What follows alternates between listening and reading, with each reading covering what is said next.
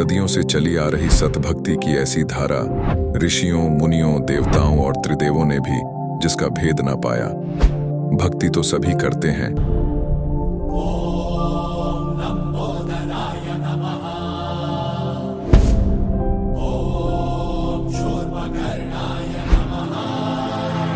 और हरदम यह सोच रहती है कि रहने के लिए आलीशान घर हो, घूमने के लिए बड़े बड़े पार्क हो, खाने पीने के लिए स्वादिष्ट भोजन हो, हम कभी बीमार ना हो, कभी दुखी ना हो और कभी भी ना मरे।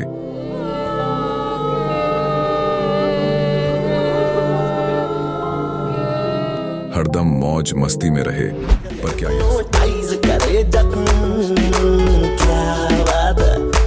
पर क्या यह संभव है?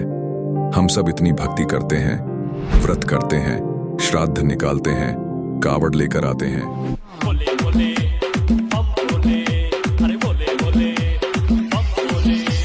मंदिरों में जाकर मूर्ति पूजा करते हैं,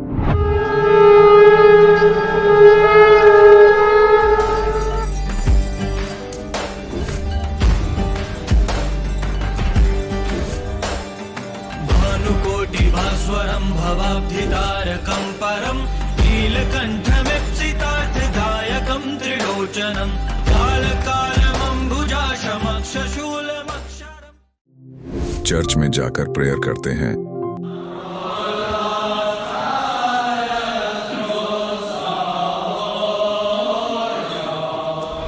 मस्जिद में जाकर नमाज अदा करते हैं,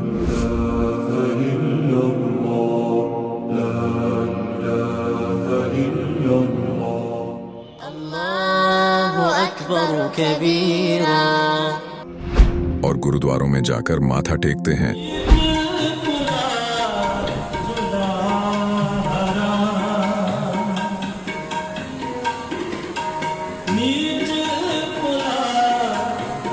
फिर भी दुखी क्यों हैं?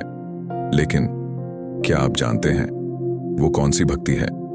वो भक्ति जिसने मीरा को जहर से बचा लिया, ध्रुव और प्रहलाद की रक्षा की, अंधे को आंखें और बहरे को कान दिए, कोढ़ी को काया दी, दुखियों को सुखी जीवन दिया, मरने वाले को जीवन दान दिया और लाइलाज बीमारियों को दूर किया। जब संत रामपाल जी महाराज जी से दीक्षा ले ली थी, उसके बाद जब उनका कुछ विद इन मंथ कैंसर में राहत मिली। जैसे हम लोग परमात्मा का आदेश आया, हम लोग हॉस्पिटल गए और ऑपरेशन कराया। भगत जी 1 रुपया का भी दवाई माता जी को खाना नहीं पड़ा, और जो डॉक्टर कैंसर है बताते थे, वही डॉक्टर के मुख से हमने ये सुना भगत जी कि ये चमत्कार कैसे हो गया।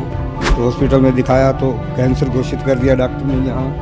तो फिर इसके इलाज के लिए घूमे, इलाज भी नहीं हुआ, तो फिर घर पे थक के बैठ गए। कैंसर के लिए जिंदल हॉस्पिटल में रहा, उसके बाद सपड़ा हॉस्पिटल में रहा, उसके बाद जयपुर में दिखाया, उसमें कोई इलाज नहीं हुआ। संत रामपाल जी महाराज जी ने चरणामृत प्रसाद दिया और आशीर्वाद दिया और भक्ति ज्ञान दिया, और उसके बाद मैं तंदुरुस्त हूँ, हर दिन में अपना कुछ खाता हूँ, मुझे कोई समस्या नहीं। मेरे को बीमारी ये थी सर कि ब्लड ट्यूब में मेरे को एक प्रकार का पस आ गया था और इन्फेक्शन हो गया था। उस इन्फेक्शन को डॉक्टर लोग वो कह रहे थे कि इसमें आपको ऑपरेशन करना पड़ेगा। आश्रम पहुंचने में परमात्मा का नामदान लिया और जो उन्होंने मुझे उपदेश दिया, उस उपदेश देने के बाद उन्होंने आशीर्वाद दिया। आशीर्वाद देने के बाद तत्क्षण में मेरा ये रोग वहीं के वहीं दर्द बिल्कुल ठीक हो गया। भक्ति सभी करते हैं, लेकिन उपरोक्त लाभ सिर्फ सतभक्ति से ही प्राप्त होते हैं। आज भी सतभक्ति करने वाले हजारों लाखों लोगों को शास्त्र अनुसार भक्ति का अद्भुत अनुभव प्राप्त हो रहा है। आइए जानते हैं ऐसे ही लाखों श्रद्धालुओं में से एक सतभक्ति करने वाले इस श्रद्धालु का अनुभव। नमस्कार सर। नमस्कार जी। सर क्या नाम है आपका? मेरा नाम ललित कुमार मानिकपुरी है सर जी। ललित जी आप कहाँ से हैं? मैं छत्तीसगढ़ से हूँ सर जी, तहसील सारंगगढ़, जिला सारंगगढ़ बिलाईगढ़ से हूँ जी। ललित जी, संत रामपाल जी महाराज से नाम दीक्षा लेने से पहले आप क्या भक्ति साधनाएं करते थे? सर जी, संत रामपाल जी महाराज से नाम दीक्षा लेने से पहले हमारे पूर्वज जो करते थे भक्ति साधना, कबीर पंथ दामाखेड़ा से जुड़े हुए थे, हम उनके बताए अनुसार भक्ति साधना करते थे, चौका आरती करते थे और अन्य साथ में देव देवताओं की भक्ति भी करते थे सर जी। कब से जुड़े थे आप दामाखेड़ापन से? हमारे पूर्वज पहले से जुड़े थे सर जी, और उनके बताए अनुसार साधना करते थे। सर जैसे कि आपने बताया कि आप दामाखेड़ा पंथ से जुड़े हुए थे, आपके पूर्वज भी पुराने कबीरपंथी हैं, दामाखेड़ा पंथ से जुड़े हुए थे। तो फिर आप इतनी दूर हज़ारों किलोमीटर दूर संत रामपाल जी महाराज जो कबीरपंथी उनकी शरण में क्यों गए? क्या कारण रहा? सर जी, हम लोग ये सब भक्ति साधना को करते हुए भी हमारे घर में भूत प्रेत का बाधा रहता था सर जी, और कहीं भी निदान नहीं होता था सर जी। उसके लिए हम लोग कई तांत्रिकों के पास गए और फूक झाड़ करवाए, लेकिन कहीं पर भी आराम नहीं मिलता था हम लोगों को। किसी तांत्रिक के पास जाने से मुश्किल से 15 दिन ही ठीक रह पाते थे, उसके बाद फिर वही हो जाता था सर जी। फिर हम लोग को आसपास के जितने भी तांत्रिक थे सबको झाड़ फूक करवाते थे। फिर एक पंडित जी ने बोला कि आप चंडी पाठ करवाओ। फिर हम लोग चंडी पाठ करवाए। फिर चंडी पाठ करवाने के बाद भी हम लोगों को कोई आराम नहीं मिला। तो उन्होंने ही बताया कि आप लोग यहाँ पर कहीं पर भी ठीक नहीं हो सकते, आप हरियाणा में एक संत आए हुए हैं, संत रामपाल जी महाराज बरवाला में, उनसे आप जाकर नाम दीक्षा लो। तो सर जी हम लोग, मेरे पिताजी ने सबसे पहले नाम दीक्षा लिया था, फिर हमने संत रामपाल जी महाराज से नाम दीक्षा लिया सर जी, सतलोक आश्रम बरवाला में। सर संत रामपाल जी महाराज से नाम दीक्षा लेने के बाद क्या आपको लाभ भी मिले? सर जी हमको संत रामपाल जी महाराज से नाम दीक्षा लेने से बहुत लाभ मिले सर जी। उनको बताते बताते थक जाएंगे सर जी हम लोग। सर जी 30 वर्षों से पहले भूत प्रेत की बाधा से जूझे हुए थे सर जी, कहीं पर हमको भी आराम नहीं मिल रहा था सर जी। तो संत रामपाल जी महाराज की शरण में आए तो हम लोग ठीक हुए सर जी। और दूसरा लाभ सर जी, मेरे शादी को 16 वर्ष हो गए थे, तो हम लोग संतान नहीं हो रहा था, तो उसके लिए हम लोग ज्योतिष के पास गए। तो उन्होंने उनसे पूछा कि शादी के इतने वर्ष हो गए हैं, संतान नहीं हुए। तो उन्होंने बताया कि होगा संतान, लेकिन देरी से होगा। लेकिन उसके साथ साथ मेरे को एक और बता दिया सर जी कि आपकी रिश्तेदारी को घर वाले तोड़ना चाह रहे हैं। तो ये मेरे को विश्वास ही नहीं हुआ कि हम लोग इतने हंसी खुशी से घर में रह रहे हैं, हम लोग को पता ही नहीं चला। फिर क्या हुआ सर जी, 1 वर्ष बाद पुनः हमारे घर में एक घटना घटित हुई, जिसके कारण से हमारे ऊपर दबाव आ गया। इस कारण से हम लोगों का तलाक होना था। फिर हम लोग संत रामपाल जी महाराज 2014 में नाम दीक्षा लिए, तो हम लोग का तलाक रुका भगत जी। संतान के लिए सर जी हमने बहुत हॉस्पिटलों में दिखाए सर जी, बहुत तांत्रिकों के पास गए, खरसिया में गए सर जी, रायगढ़ में दिखाए, बिलासपुर में दिखाए सर जी, सिम्स हॉस्पिटल में, और एक बरगढ़ में गए थे सर जी, पुरोहित हॉस्पिटल। बहुत सारे जगह दिखाए सर जी, कहीं पर हमको भी आराम नहीं मिला सर जी। उन्होंने रिपोर्ट में नॉर्मल ही बताया था सर जी, नॉर्मल है बोल के सर जी। संतान हम लोगों को नहीं हो रहा था सर जी। फिर क्या हुआ सर जी, इलाज कराते कराते हम लोगों का, मेरे पत्नी की तबीयत बहुत ख़राब हो गई, उसके शरीर में आल बॉडी दर्द होने लगा सर जी। फिर हम लोग क्या किया सर जी, मैंने बच्चे के इलाज को छोड़कर मैंने उसके दर्द के इलाज कराने के लिए लग गए सर जी। इसी के सिलसिले में सर जी हम, एक डॉक्टर है, डॉक्टर सुचित्रा त्रिपाठी जी, उनके पास हम लोग गए रायगढ़ में। तो उन्होंने सोनोग्राफी के लिए बोल दिया सर जी। तो सोनोग्राफी करवा के हम लोग आए, तो उन्होंने बोला कि इतना तबीयत तो बहुत, इतना दिन से दर्द है तो मर जाती 10-12 साल से। तो हम लोग को बोला कि आप एक बच्चे गोद ले लो, आपको संतान नहीं हो सकता है। और रिपोर्ट में दिखाया कि बच्चेदानी ख़राब हो गया था सर जी। तो उसके लिए हम लोगों को सर्जन डॉक्टर एक अनिल तिर्की के पास भेज दिया सर जी। और वहाँ पर सर जी ने ऑपरेशन के लिए बोल दिया था सर जी, ये रिपोर्ट है सर जी। तो हम लोग सर जी डॉक्टर एक अनिल तिर्की के पास बहुत रोए सर जी कि हम लोगों का जो आस था माने बच्चे होने का, वो ख़त्म ही हो गया। लगभग बच्चे दाने को निकाल देंगे, संतान प्राप्त ही नहीं हो सकता। फिर सर जी बहुत घंटों तक वहाँ पर हम लोग रोए, और सर जी ने ऑपरेशन के लिए बोल दिया था कि, तो उसके बाद डेट भी दे दिया था सर जी उसने ऑपरेशन के लिए। तो हम लोग बोले कि घर से आके हम लोग दिखाएंगे बोल के। उसके बाद सर जी हम लोग घर आए और संत रामपाल जी महाराज से प्रार्थना लगाई सर जी कि मेरे पत्नी का बच्चेदानी ख़राब है और हम लोग को संतान नहीं है, ऐसे करके हम लोग संत रामपाल जी महाराज से प्रार्थना लगाई। फिर उसके बाद परमात्मा का दूसरे दिन आदेश आया कि बेटा भक्ति करो, परमात्मा दया करेंगे।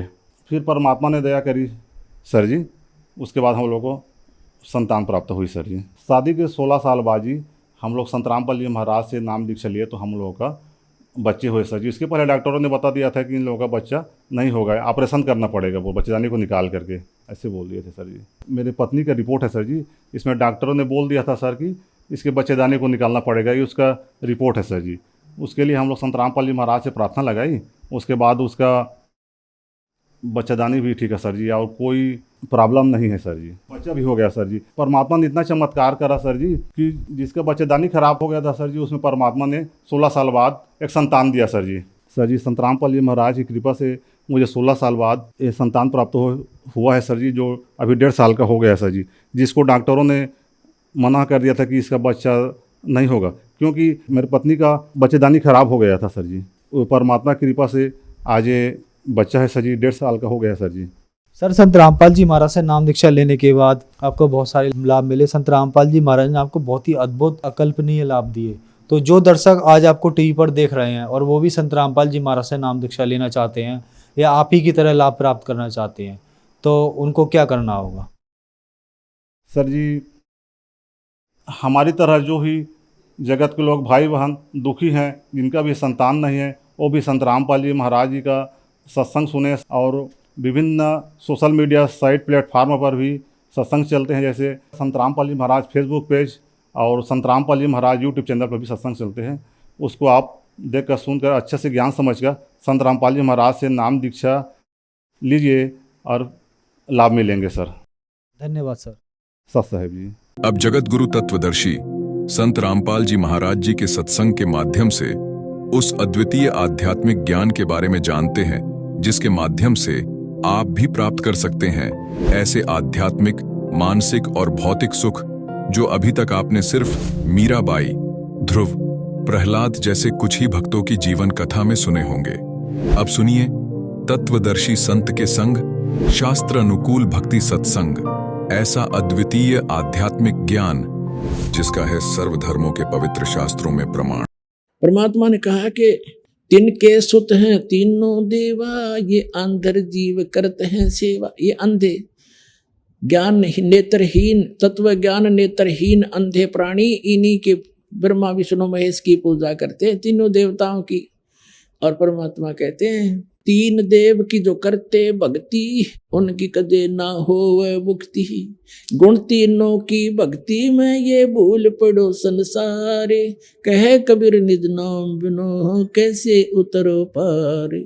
अब देखिएगा, तिनके सुत हैं तीनों देवा, अंदर जीव करते हैं सेवा। अकाल पुरुष काहू नहीं चीन्या, काल पाए सभी गैलीना। ऐसा राम सकल जग जाने, आदि राम को न पहचाने। इस राम कृष्ण ने तो सारे जाना है, उस आदि ब्रह्म को, आदि राम को नहीं पहचानते। तीनों देव और असुर अवतारा, ताको भजे सकल संसारा। अब देखो कितनी गहरी वाणी कही है। तीनों देव असुर अवतारा और ताको भजे सकल संसारा।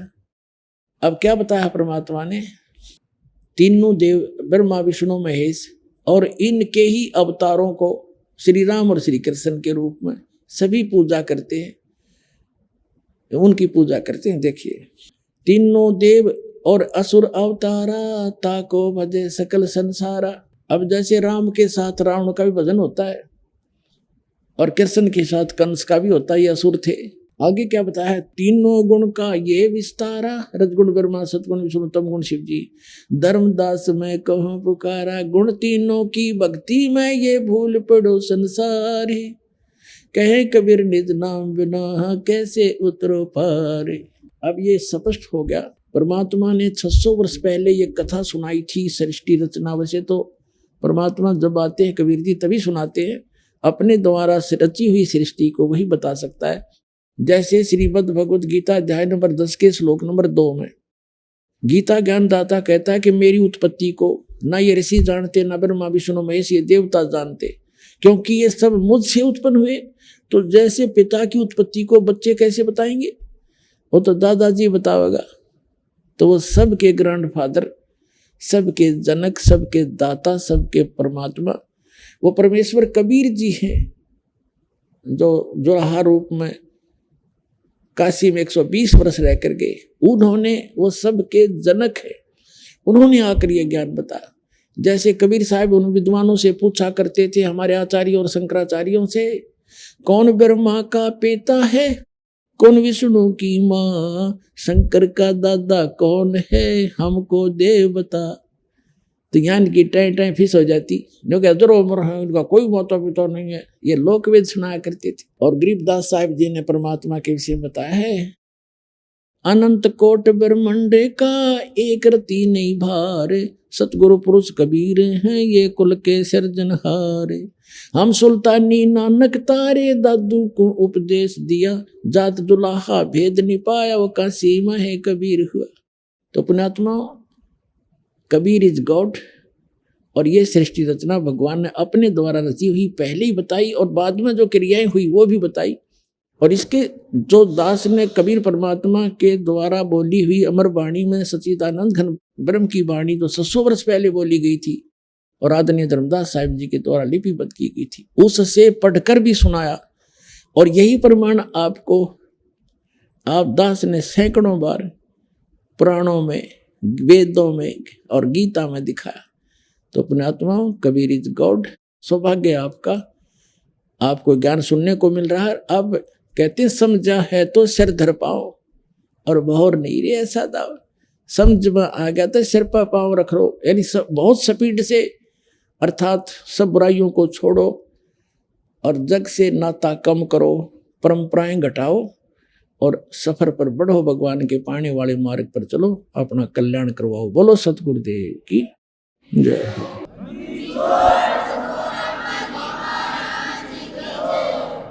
परमपिता परमात्मा पूर्ण ब्रह्म सारी सृष्टि के रचनहार कबीर परमेश्वर जी, ये अल्लाहु अकबर हम सभी आत्माओं के जनक हैं। और हम यहाँ काल के लोक में फंस गए, और यहाँ पर सभी प्राणी महादुखी हैं। पुण्यात्माओं, जब तक अपने को ये तत्व ज्ञान नहीं हुआ था, तब तक हम इसी व्यवस्था को बहुत ही अच्छा मानते थे। किसी की मृत्यु हो गई तो शोक व्यक्त करने चले जाते थे, अपने खुद चोट लग जाती तो बुरा हाल होता, किसी दूर के नाते में या कुल के किसी दूर के व्यक्ति को ये दुख होता, मृत्यु हो जाती, तो हम औपचारिकता ही करते रहते थे कि उनको उनके यहाँ जाना ही जाना है, क्योंकि वो हमारे यहाँ आए थे, मृत्यु हुई थी और हमारे पास कोई विकल्प नहीं था।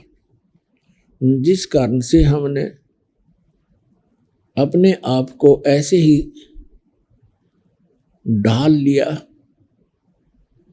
इन कष्टों को सहन करने की एक आदत सी बन गई। अब परमात्मा ने आके याद दिलाया कि इन कष्टों का कारण क्या है, क्योंकि आप गलत स्थान पर रह रहे हो, और दूसरा कारण ये है कि आपको ज्ञान नहीं, तत्व ज्ञान नहीं, और जिस कारण से आप वो भक्ति प्राप्त नहीं कर सके, जिससे आपका ये कष्ट, जन्म और मृत्यु का ये दुख और इस गंदे लोक में निवास सदा के लिए समाप्त हो जाए। उस ज्ञान को स्वयं बताने के लिए परमेश्वर अपने निज धाम से आते हैं, जहां हम और आप पहले रहा करते थे। वहां सर्व सुख था, कोई दुख नहीं था, कोई मृत्यु नहीं थी, हमारा परिवार था। हम परिवार को लेकर ही डूब गए, सह परिवार यहाँ आ गए इस काल भगवान पर आसक्त होकर के। हमने सोचा वहां कुछ और अच्छी व्यवस्था होगी। अब इसने हमारी यहाँ पर कैसी झांकी काट रखी है, कैसा जुलूस निकाल रखा है। कोई गधा बना दिया, कोई कुत्ता बना दिया, कोई सूअर बना दिया। अपने ही कर्मों से कोई राजा बन जाता है, आगे साधना सत्य न मिलने से फिर गधा बन जाता है। पुण्यात्मा, अध्यात्म ज्ञानहीनता आज तक हमें यहीं पर रोके रहने में सफल रही। अब परमात्मा ने आकर वो यथार्थ ज्ञान बताया।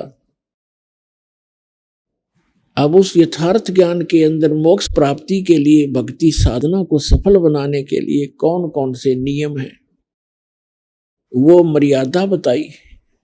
कोई भी कार्य है मर्यादा के बिना नहीं होता।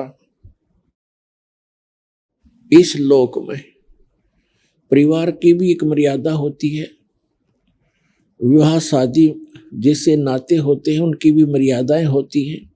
यहाँ कोई भी, जैसे बिजली है, बिजली इलेक्ट्रिसिटी, इसकी भी नियम है, मर्यादा है, और मर्यादाओं को रखेंगे तो ये लाइट हमें प्राप्त रहेगी। ठीक इसी प्रकार साधना की कुछ नियम हैं, मर्यादाएं, उनको हमने निभाना ही पड़ेगा।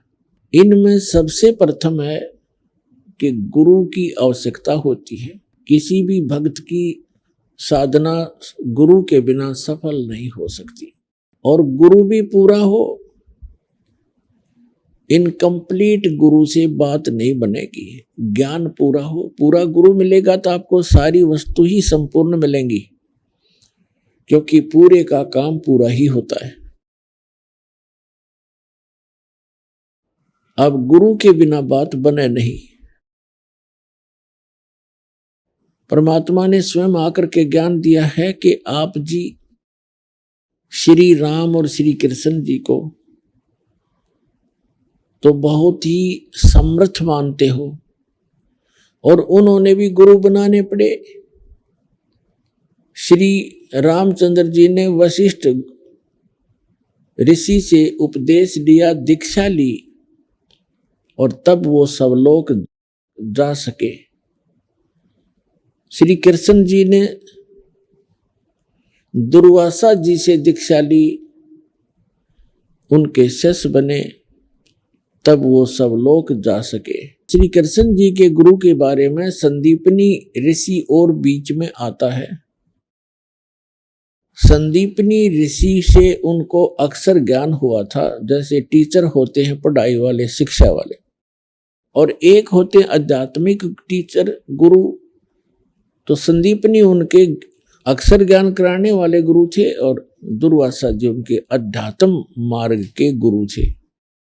तो परमात्मा कहते हैं कबीर जी, राम कृष्ण से कौन बड़ो, उन्हों भी गुरु कीन, तीन लोक के वे धनी, गुरु अग आदीन। कि श्री राम और कृष्ण जी ने भी गुरु बनाने पड़े, तो आप बगैर गुरु की साधना कर रहे हो, तो समझदार को इतना ही संकेत बहुत है। फिर बात रही पूरे गुरु की, तो पूरे गुरु की पहचान क्या है? परमेश्वर ने स्वयं ये ज्ञान बताया है, उसकी पहचान बताई है, हमारे सदग्रंथों के अंदर भी वो प्रमाणित है। सतगुरु के लक्षण कहूं, मधुरे वचन विनोद, 4 वेद 6 शास्त्र वो कहे 18 बोध। अब क्या बताया है कि सतगुरु के लक्षण कहूं, मधुरे बैन विनोद, यानी 4 वेद 6 शास्त्र वो कहे 18 बोध। सतगुरु सब सदग्रंथों का ज्ञाता होता है। 4 वेदों का निष्कर्ष यथार्थ ज्ञान सतगुरु को ही प्राप्त होता है।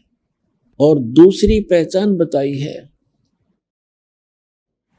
जो कबीर परमेश्वर का निज संत होगा, सतगुरु होगा, जो उसका कृपा पात्र होगा, जो संत मम सत शब्द दरडावे, वा के संग सब राड बढ़ावे। ऐसे संत महंतन की करनी, धर्मदास में तो से वर्णी। मेरा जो परम संत होगा, उसका दूसरा लक्षण ये होगा कि जो संत मम सत शब्द दृढ़ावे, मेरे इस यथार्थ ज्ञान को जो दृढ़ता के साथ जनता को बताएगा, उसके संग सभी राड बढ़ाएंगे, विरोध पैदा करेंगे, झगड़ा करेंगे। और कलयुग के अंदर अस संत महंतन की करनी, कि इस कलयुग में ऐसे इन संत और महंतों की करनी हो जाएगी धर्मदास में तो से वर्णी। फिर बताया है श्रीमद् भगवत गीता अध्याय 4 के श्लोक 32 और 34 में। 32 में कहा कि अर्जुन, अभी तक जो भी ज्ञान मैंने इस आपको चौथे अध्याय में दिया है, 25 से लेकर 31 तक श्लोकों में, तो कोई कैसी साधना करता है, कोई देवताओं की पूजा करता है, कोई स्वाध्याय करता है, गीता जी का पाठ कर लिया, वेदों का पाठ कर लिया, इस तरह की। कोई केवल योग अभ्यास ही करता है, योगासन। कोई श्वास उश्वास की क्रिया को देखता रहता है, आती जाती को। और सभी अपनी अपनी साधना को पाप नाशक जानते हैं, क्योंकि यदि उनको पता लग जाए कि साधना ठीक नहीं है तो तुरंत त्याग देंगे। चौथे अध्याय के 32वें श्लोक में कहा है कि वास्तविक जो जानकारी है, विस्तार के साथ इन यज्ञों की जानकारी, यज्ञ माने धार्मिक अनुष्ठानों की जानकारी सच्चिदानंद घन ब्रह्म की वाणी में वर्णित है, विस्तार के साथ कही है। यहां अनुवादकर्ताओं ने गीता अध्याय 4 के श्लोक 32 में अनुवादकर्ताओं ने गलत अनुवाद कर दिया, क्योंकि उनको तत्व ज्ञान नहीं था और वो श्री कृष्ण से अन्य कोई भगवान नहीं मानते थे, कंप्लीट गॉड मानते थे, संपूर्ण भगवान, पूर्ण परमात्मा। जिस कारण से उन्होंने अर्थों के अनर्थ करने प्रारंभ कर दिए। यहां लिखा है ब्रह्मणे मुखे, ब्रह्मणे मुखे, ब्रह्मणे का अर्थ यहां पर इन्होंने वेद कर दिया, ये गलत किया। गीता अध्याय नंबर 17 के श्लोक नंबर 23 में यही शब्द है ब्रह्मणे। ओम तत्सत इति निर्देश ब्रह्मणे त्रिविध समर्थ ब्राह्मणा तेन वेदा च यगा विहिता पुरा। तो वहां इन्होंने ठीक अनुवाद किया, ब्रह्मणे माने सच्चिदानंद घन ब्रह्म कर दिया, वो सही अनुवाद किया है, वो ठीक अर्थ किया है। लेकिन यह चौथे अध्याय के 32वें श्लोक में इनकी बुद्धि स्लिप कर गई, फिसल गई, क्योंकि अज्ञानी व्यक्ति कहीं ना कहीं गलती करेगा ही करेगा। तो यहां भी लिखना था ब्रह्मणे मुखे माने सच्चिदानंद घन ब्रह्म, मुखे माने उसके मुख से उच्चरित वाणी में, यानी सच्चिदानंद घन ब्रह्म, वो परम अक्षर ब्रह्म। गीता अध्याय नंबर 8 के श्लोक नंबर 3 में गीता ज्ञानदाता ने अपने से अन्य कोई परमात्मा बताया है, जिसको परम अक्षर ब्रह्म कहा है। परम अक्षर ब्रह्म कहो, सच्चिदानंद घन ब्रह्म कहो।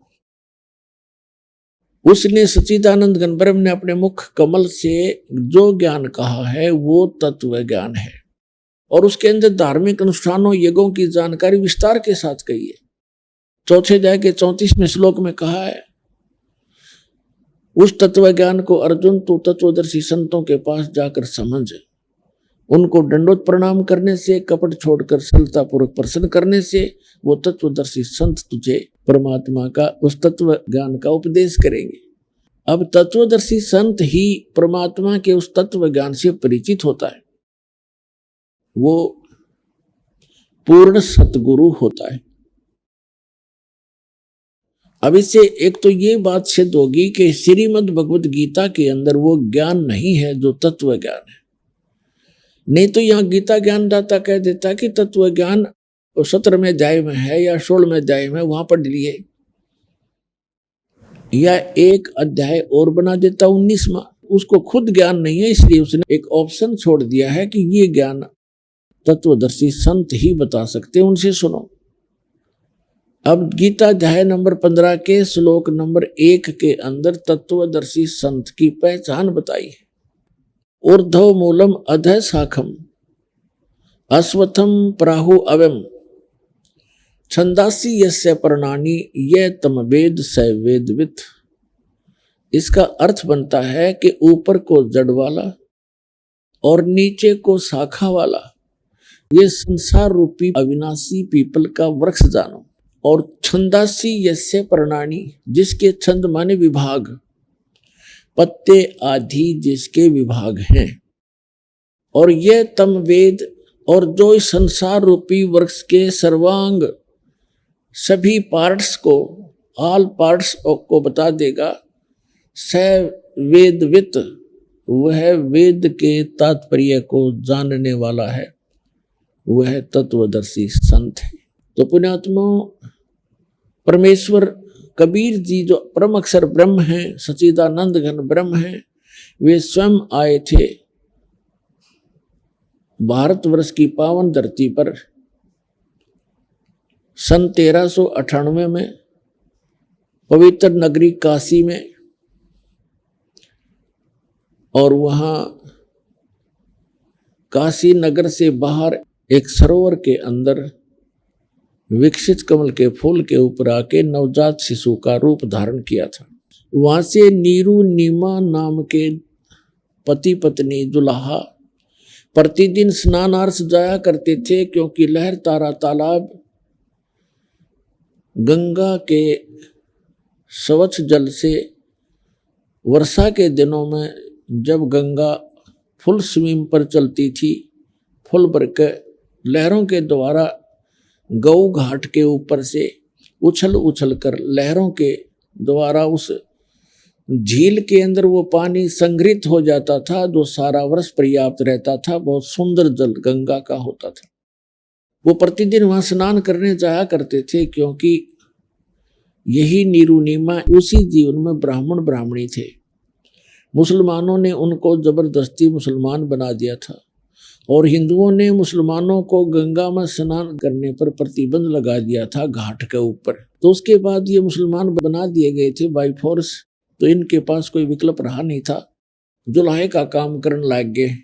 पहले ये ब्राह्मण थे, विद्वान थे, शिव के पुजारी थे, भगवान शिव के शिव पुराण की कथा करके ये दक्षिणा से गुजारा किया करते थे, निर्वाह करते थे। अब वो दक्षिणा बंद हो गई, जिस कारण से इन्होंने जुलाहे का काम करना प्रारंभ कर दिया था। तो वो प्रतिदिन उस लहर तारा तालाब के अंदर स्नान करने जाया करते थे। वहां परमात्मा सतलोक से आए, एक शिशु रूप धारण किया, नीरू नीमा उनको उठा ले गए। तो वहां परमात्मा धीरे धीरे बड़े हुए, 5 वर्ष की आयु में ही बड़े बड़े विद्वानों के छक्के छुड़ा दिए। परमात्मा 5 वर्ष के थे उस समय महर्षि कहो, पंडित जी कहो, स्वामी रामानंद जी 104 वर्ष के थे, और वेदों और गीता के बड़े विद्वान माने जाते थे। ये लंबा प्रकरण है, लेकिन अब थोड़ा शॉर्ट करके बताऊंगा। और स्वामी रामानंद जी वेदों और गीता और पुराणों के विद्वान माने जाते थे। 16 वर्ष की आयु में ही वो दीक्षित हो गए थे, बाल ब्रह्मचारी थे, ब्राह्मण जाति में थे।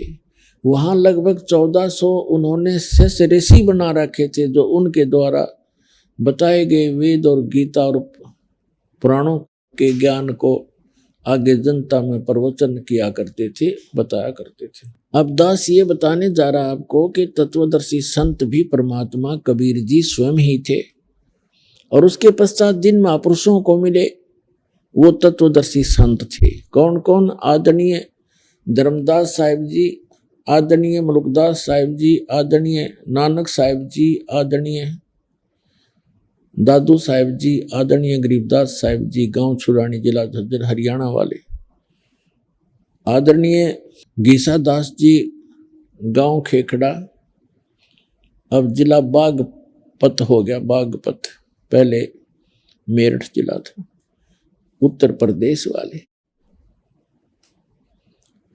और फिर ये स्वामी रामानंद जी परमात्मा से परिचित होने के बाद फिर ये भी तत्वदर्शी संत बन गए थे, लेकिन परमात्मा मिलने से पहले की ये कथा आपको सुना रहा हूं। तो परमेश्वर ने स्वयं आकर के वो तत्व ज्ञान बताया था। उस समय परमात्मा तत्वदर्शी संत की भूमिका भी कर रहे थे। भगवान तो वो है ही हैं, और एक अच्छे नागरिक की भूमिका भी कर रहे थे, और एक अच्छे दास की भूमिका भी कर रहे थे। हमारे लिए एक उदाहरण पेश करके गए कि इस लोक में यदि आप मोक्ष चाहते हैं तो यहाँ की सब बकवादें, सब यहाँ के जो नकली सुख, इनसे मन हटाना पड़ेगा, तब आप यहाँ सफल हो सकोगे। तो क्या बताया था परमात्मा ने 600 वर्ष पहले तत्वदर्शी संत की भूमिका करते हुए? अक्सर पुरुष एक पेड़ है, सर पुरुष वाकी डारे, तीनों देवा शाखा है, 22 पात रूप संसारे। अक्षर पुरुष एक पेड़ है, निरंजन कहो, सर पुरुष कहो, इसे काल कहो, सर ब्रह्म कहो। सर पुरुष वाकी डार और तीनों देवा, रजगुण ब्रह्मा, सतगुण विष्णु, तम गुण शिव जी, तीनों देवा शाखा हैं ये पात रूप संसार। हम तो पात रूप के अंदर हैं। संसार तो जैसे एक उल्टा लटका हुआ संसार रूपी वृक्ष, श्रीमद् भगवद गीता अध्याय 15 मंत्र 1 में बताया है कि तत्वदर्शी संत कौन होगा, जो संसार रूपी वृक्ष, जो ऊपर को जड़ वाला, नीचे को तीनों गुण रूपी शाखा वाला संसार रूपी वृक्ष है, और उसके पत्ते आदि सब विभाग हैं। गीता ज्ञान दाता ने सिर्फ इतनी जानकारी दी है कि ऊर्ध्व मूलम अधः शाखम अश्वत्थम पराहु अव्यम छंदासी यस्य पर्णानि, पर्णानि माने पत्ते, छंदासी माने विभाग हैं, खंड हैं, इसके विभाग हैं। यह तम वेद स वेदविद, जो इस संसार रूपी वृक्ष ऊपर को जड़, नीचे को शाखा और बाकी इसके पत्ते हैं। इस उल्टे लटके हुए संसार रूपी वृक्ष के सभी विभाग जो जानता है, स वेदविद, वो तत्वदर्शी संत है। यानी गीता ज्ञानदाता भी इस वृक्ष के सभी पार्ट से परिचित नहीं था, नहीं तो 18 अध्याय 700 श्लोक थोड़े नहीं होते, ये तो 2 या 3 श्लोक का में कंप्लीट हो जाता। अब परमात्मा ने किया है कि अक्षर पुरुष एक पेड़ है, सर पुरुष वाकी डार और तीनों देवा शाखा है, वाई पात रूप संसार। छंदासी यस्य प्रणानी, जिसके पत्ते आदि विभाग हैं, उनको जो जानता, तो परमात्मा ने बताया। उस परमेश्वर के आने के बाद जिन महापुरुषों को भगवान मिले, उनके बाद अब वर्तमान में ये दास है, वो तत्वदर्शी संत इस पूरे ब्रह्मांड में।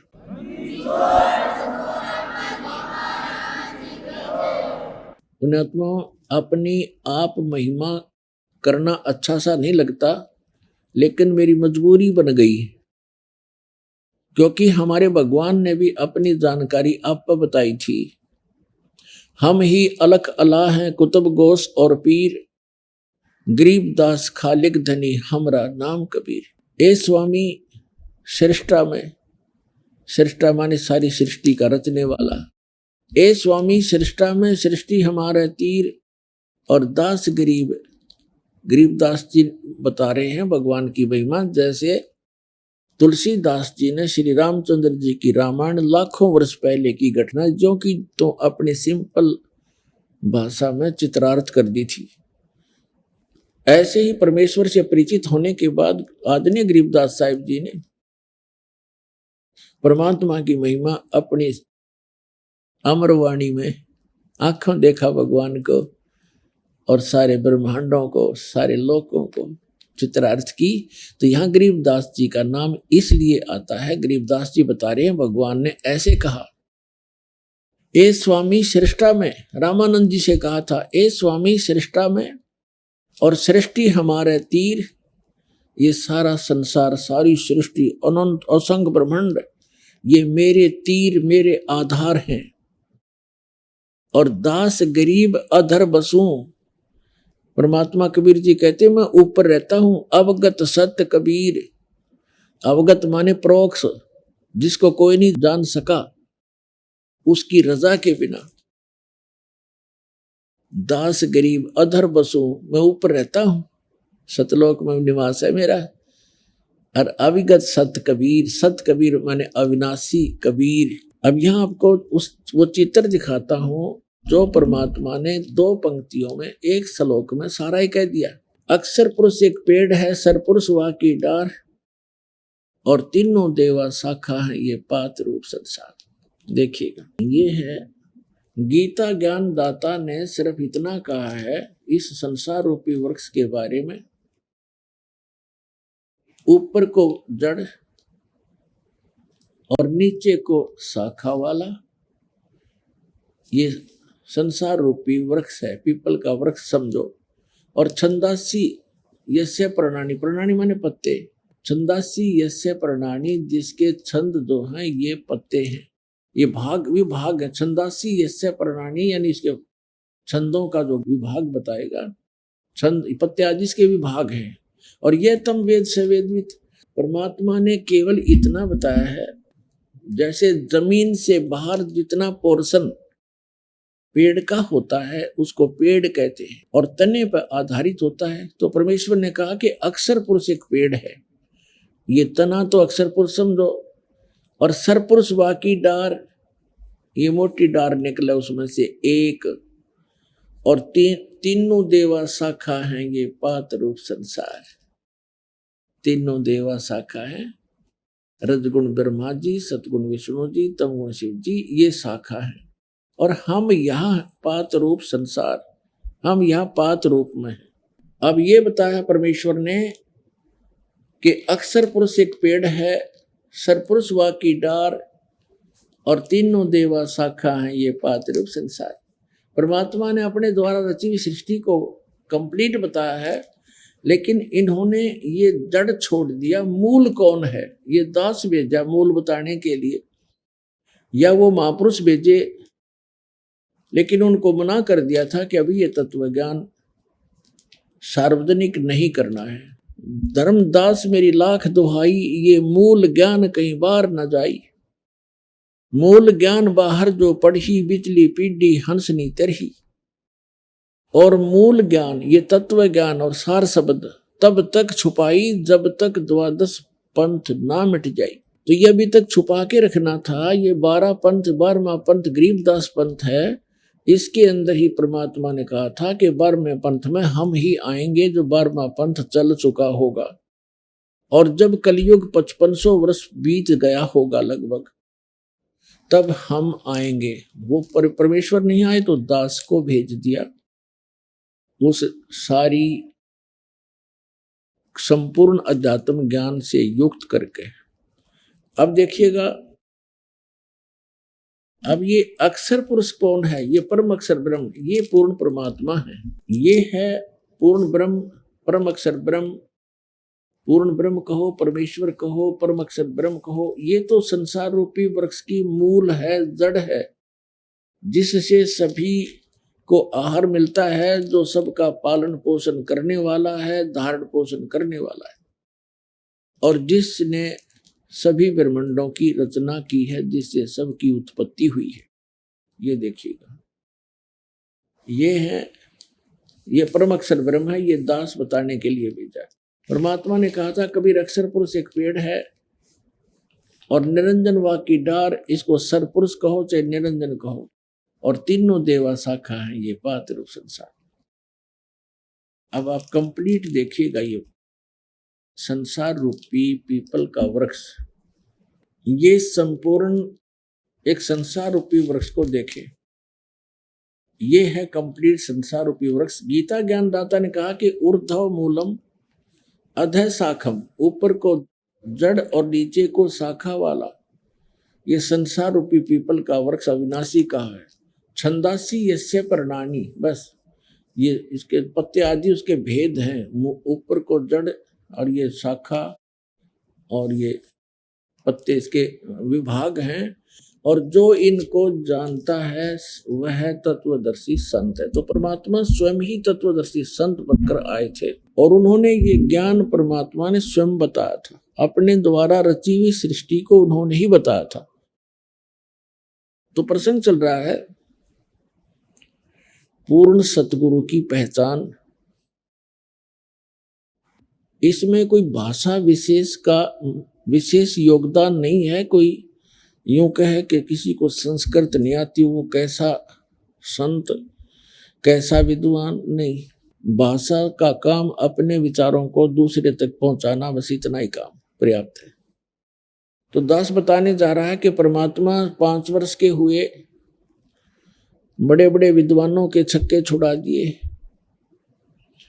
एक स्वामी रामानंद जी का शिष्य विवेकानंद, नाम के, वो कहीं सत्संग कर रहे थे, पंडित जी ब्राह्मण, और वो विष्णु जी के उपासक थे, क्योंकि स्वामी रामानंद जी वैष्णव परंपरा से जुड़े थे और विष्णु जी को अपना इष्ट मानते थे।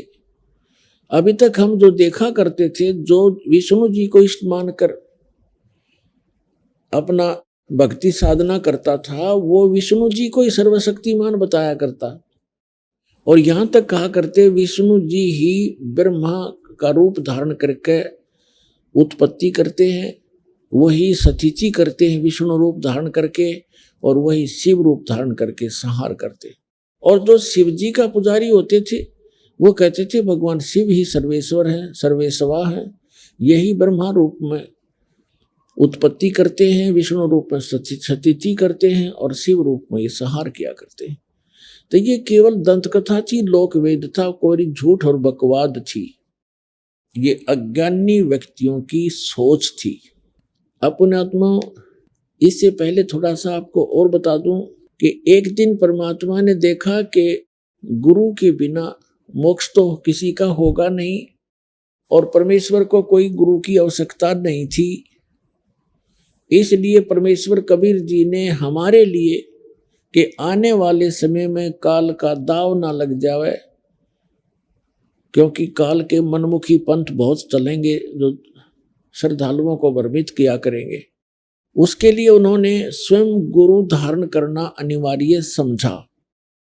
उसके लिए परमात्मा जब 5 वर्ष की आयु, एक लीला में आयु में प्रवेश थे, उस समय 2.5 वर्ष के बालक का रूप बनाया, और स्वामी रामानंद जी 104 वर्ष के वृद्ध हो चुके थे। गर्मियों का मौसम था, प्रतिदिन सुबह उठकर पंचगंगा घाट पर स्नान करने जाते थे, और वहां से उनका आश्रम घनी दूर नहीं था, 5-4 एकड़ की दूरी पर ही उनका आश्रम था स्वामी रामानंद जी।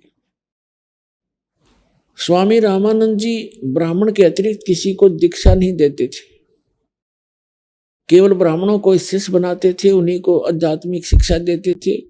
बाकी कोई जाता था जनता जन, उसको दूर से ही उसको जंतर मंत्र बता देते थे। कोई किसी आर्त रूप में जाता था, उसको बता देते थे ऐसे दान कर देना ब्राह्मण को, ऐसे श्राद्ध निकाल देना, ऐसे थोड़ा बहुत उनको जंतर मंत्र बता देते थे। परमेश्वर दुलाहे जाति में प्रकट थे, उन्होंने एक शिशु रूप धारण किया, यानी 2.5 वर्ष के बालक का रूप बनाया, और जिन पैड़ियों के ऊपर गंगा घाट पर स्वामी रामानंद जी स्नान करने जाया करते थे, मुंह अंधेरे जाते थे, ब्रह्म मुहूर्त में जाते थे। ब्रह्म मुहूर्त होता है सूर्य उदय होने से लगभग 1.5 घंटा पहले, उस समय अंधेरा ही होता है।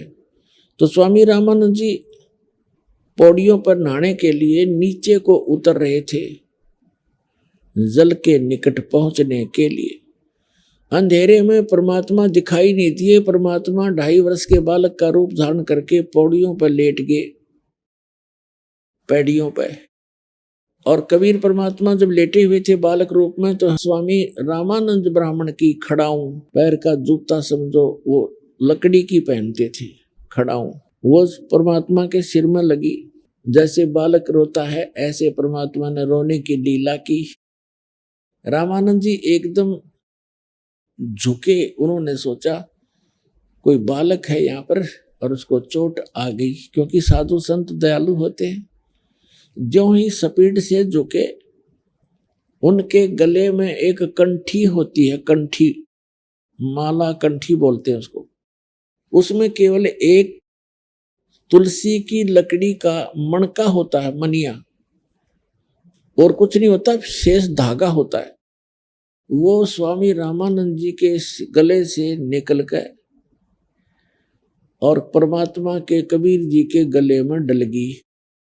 अंधेरे में रामानंद जी को दिखाई दिया नहीं, और सिर पे हाथ रखा, क्योंकि परमात्मा बालक रूप में बैठ गए। अभी आपने सुने जगत गुरु तत्वदर्शी संत रामपाल जी महाराज के मंगलमय सत्संग प्रवचन।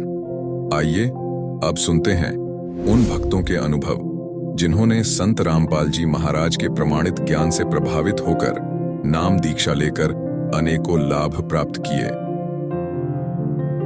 नमस्कार सर। नमस्कार सर। सर क्या नाम है आपका? दास। सर कहाँ से हैं आप? बिहार से, अररिया डिस्ट्रिक्ट, रानीगंज प्रखंड से। सर संत रामपाल जी महाराज से नाम दीक्षा आपने कब ली? 9 मार्च 2016 में। संत रामपाल जी महाराज से नाम दीक्षा लेने से पहले आप क्या भक्ति साधनाएं किया करते थे?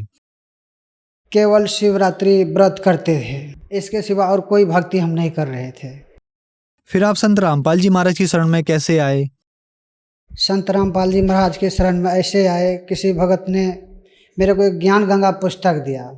उस ज्ञान गंगा के पुस्तक में मैंने एक सृष्टि रचना 3 पेज मात्र हम पढ़े। पढ़ने के बाद मेरे को समझ में आ गया, तो उस पुस्तक को मैंने रख दी। रखने के बाद वही भगत ने आके मेरे से ये बात बोला कि भगत जी आप दारू शराब बहुत पी रहे हो, दिन प्रतिदिन नाश ही होते जा रहे हो, आप जो है चलो संत रामपाल जी महाराज के शरण में उनसे दीक्षा ले लो तो ये शराब आपकी छूट जाएगी। तो उनको कहने पे हमने बोला कि ठीक, शराब मेरा छूट जाएगा नाम दीक्षा लेने से। देखते हैं बहुत सब बाबा ऐसा है कि मेरा माँ बाप भी 40 साल से ये संत मत में जुड़े हुए थे। हम वो बहुत दिन मेरे से बोल रहा था, बहुत दिनों से, कि आप दीक्षा ले लो दारू शराब छूट जाएगा। हम नहीं लिया करते थे। फिर उस भगत ने मेरे को बार बार जब कहने पर मैं उनका बात मान लिया। मैंने भागलपुर नामदान सेंटर पे गया, उनसे वहाँ से नाम दीक्षा ली संत रामपाल जी महाराज से। सर संत रामपाल जी महाराज से नाम दीक्षा लेने के बाद आपको क्या लाभ मिले? भगत जी, पहला लाभ तो ये है कि मेरा दारू छूट गया। बहुत पी रहे थे, दिन प्रतिदिन, रोज का रोज। मेरा घर परिवार का सब आदमी मेरे देख के बहुत रोया करते थे। बहुत वो सब छठ पूजा किया करते थे मेरे खातिर। मेरे लिए गछ लिया था, चौरचन पूजा गछ लिया था कि किसी तरह इसका दारू छूट जाए। बहुत परेशान थे मेरे घर में। फिर इसके बाद मैं जगत गुरु तत्वदर्शी संत रामपाल जी महाराज के नाम दीक्षा लेने से ये सब चीज़ जब मेरा हट गया, नशा छूट गया। मेरी पत्नी को बहुत से सिर में दर्द हुआ करता था, कंघी नहीं मारा जाता था। मेरे को बार बार बोलता था कि ऐसे ऐसे प्रॉब्लम है माइग्रेन का।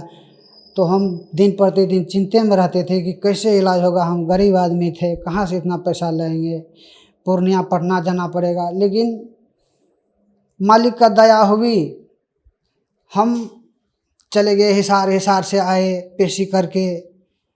इन सब लोगों को हम लेकर चले गया, नाम दीक्षा दिलवा दिए संत रामपाल जी महाराज से। संत रामपाल जी महाराज से जब नाम दीक्षा दिलवा दिए तो 15-20 रोज के बाद मेरे को बोलता है मेरा पत्नी कि ये दर्द तो मेरे लगता है धीरे धीरे आराम हो गया है, अब नहीं हो रहा है। मैंने बोला देखो मालिक का कृपा है, जब मेरा दारू छुड़ा सकता है परमात्मा जगत गुरु तत्वदर्शी संत रामपाल जी महाराज, तो आपको ये प्रॉब्लम क्यों न हटा सकता है? हटा देगा, जरूर हटाएगा परमात्मा। फिर इसके बाद भगत जी मेरी पत्नी को एक लड़का पैदा हुआ रानीगंज अस्पताल में। वो मरा हुआ पैदा हुआ था। मरा हुआ पैदा हुआ था तो डॉक्टर साहब ने उनको जवाब दे दिया था कि ले जाओ, ये पेशेंट तो ठीक है लेकिन बच्चा ये नहीं बचेगा, मर गया ये बच्चा। हम उस टाइम थे हिसार में पेशी पे। हिसार में जब पेशी पे थे तो घर का परिवार का आदमी मेरे को फ़ोन कर दिया कि मेरा नाम से कि ललन जी आपको लड़का हुआ था, वो लड़का मर चुका है। तो मैंने परमात्मा से वहीं अरदास लगाए, चलो जो होने वाला था हो गया, मालिक का दया था, जो हो गया हो गया। फिर हम पेशी से वापिस आ गए, वहीं सोनीपत में रह गए। सोनीपत में रहने के बाद फिर शाम में मेरे को फ़ोन गया कि आपका लड़का जिंदा हो गया है। मैंने बोला ये कैसे चमत्कार हुआ परमात्मा? बंदी छोड़ सदगुरु रामपाल जी महाराज से मैंने बतलाया। तो हमने सोचा चलो मालिक का कृपा है, परमात्मा जगत गुरु तत्वदर्शी संत रामपाल जी महाराज का दया हो गया। आज वो लड़का 5 साल का है। डॉक्टरों ने उन लोगों को जवाब दे दिया था। फिर मेरे पास फ़ोन गया तो मैंने संत रामपाल जी महाराज से प्रार्थना लगाया।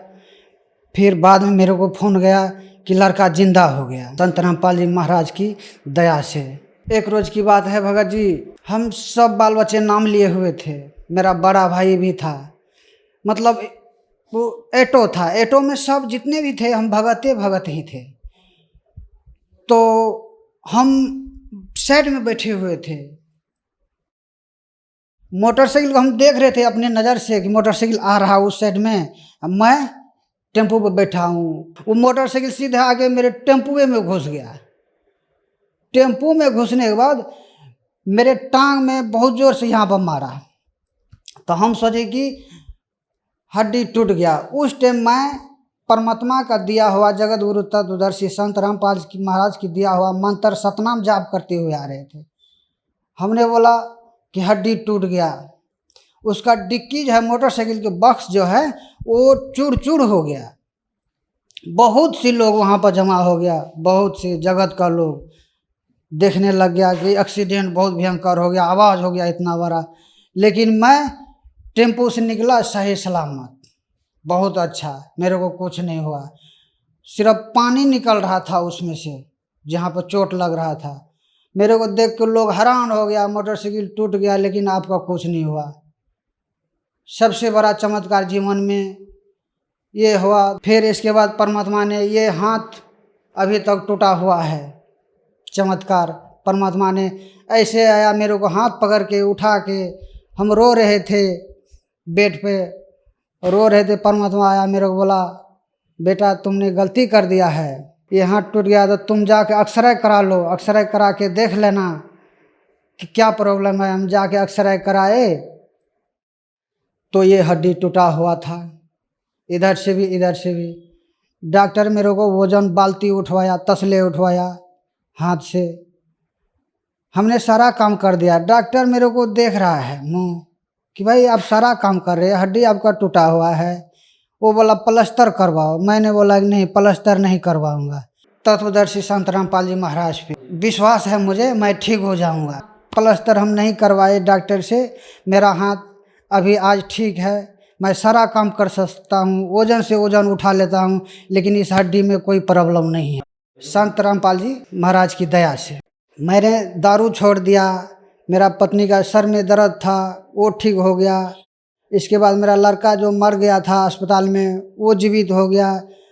मेरा हाथ टूट गया, पैर में चोट लगा था मोटरसाइकिल टेम्पू से, वो ठीक हो गया। ये सब चमत्कार देख के मेरे गांव वाले जो 40 गांव घर है वो सब नाम दीक्षा ले लिया जगत गुरु तत्वदर्शी संत रामपाल जी महाराज से। संत रामपाल जी महाराज से नाम दीक्षा लेने के बाद आपको बहुत सारे लाभ मिले। तो जो दर्शक आज आपको टीवी पर देख रहे हैं और वो भी किसी न किसी बीमारी से परेशान हैं और संत रामपाल जी महाराज से नाम दीक्षा लेना चाहते हैं तो कैसे ले सकते हैं? सर संत रामपाल जी महाराज से नाम दीक्षा ऐसे ले सकते हैं, टीवी पे सत्संग आता है संत रामपाल जी महाराज का, उस पे एक नीचे में पट्टी चलता है, उस पे कॉन्टेक्ट नंबर आता है। उन कॉन्टेक्ट नंबर से पता करके नज़दीकी केंद्र पूछ सकता है, उस जगह से जाके संत रामपाल जी महाराज से नाम दीक्षा लेके अपना मोक्ष करा सकता है। धन्यवाद सर। सच है।